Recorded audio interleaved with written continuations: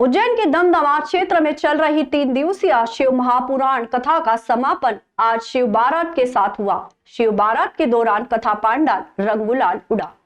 शिव महापुराण कथा का वाचन पंडित कमल नयन शास्त्री के द्वारा किया गया।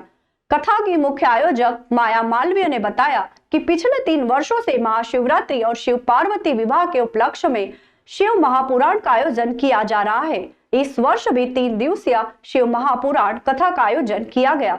आज कथा के अंतिम दिन कथावाचक पंडित कमल नयन शास्त्री ने शिव विवाह प्रसंग सुनाया तो कथा पांडाल में मौजूद भक्तजन मस्ती में झूम उठे।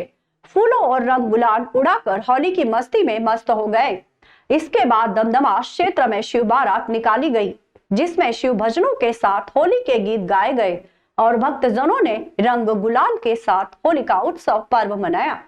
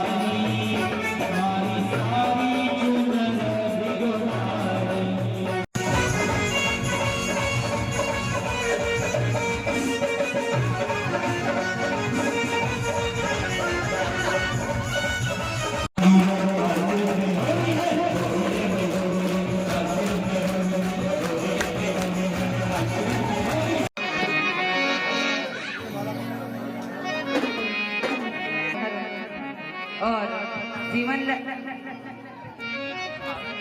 सिंह मालवी जी के तरफ से भी रखी गई है और दमदमे में समस्त धर्म प्राण जनता का भी सहयोग योगदान रहता है और प्रति वर्ष रहा है।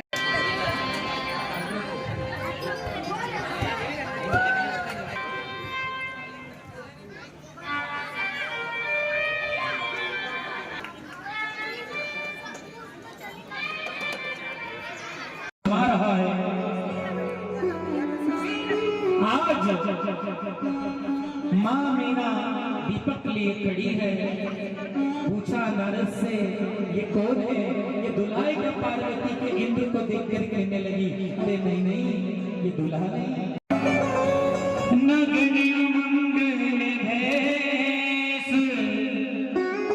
बहन कला मालवी जी, सीमा मालवी जी, लीला मालवी जी, कमला मालवी जी, तनुजा मालवी जी, सुलोचना कोटड़िया, राजू बरगोदे जी, जमुना मालवी जी, राजू भाई मालवी जी, एक और राजू भाई मालवी जी। माँ चामुंडा भक्त मंडल और महाकाल सहन आरती भक्त मंडल के नेतृत्व में माननीय माया मालवी जी के शिव पुराण का 3 दिवसीय कार्यक्रम रखा गया है, जो शानदार तरीके से चल रहा है, जिसमें प्रतिदिन हजारों लोग अमृत वचन का फायदा ले रहे हैं और अभी शिव बारात निकलेगी, जिसमें पूरे नगरवासी शामिल हैं और सब हम उसका पुण्य लाभ लेंगे। बड़ा इसके अंदर फागुन मास में शिव यात्रा का, शिव भोजन का, शिव यज्ञ का बड़ा महत्व होता है, जो माया मालवा जी के नेतृत्व में हो रहा है। हम उनकी बड़ी बधाई प्रेषित करते हैं। उद्देश्य सिर्फ बाबा महाकाल की नगरी में रहते हैं और बाबा महाकाल के भक्त उज्जैन नगरी में महाशिवरात्रि के उपलक्ष्य में मेरे को बहुत खुशी होती है। शिव पुराण की कथा कराने में मुझे बहुत अच्छा लग रहा है और समस्त यहाँ की धर्म प्राण जनता दमदमे की मेरी मातृशक्तियाँ और बहनें जो प्रतिवर्ष सहयोग करती हैं और धर्म के लिए आगे आती हैं और धर्म का प्रचार प्रसार हो और बच्चों में भी धर्म इस प्रकार के अगर कार्यक्रम होते हैं तो बच्चों में और समाज में धर्म का प्रकाश होता है।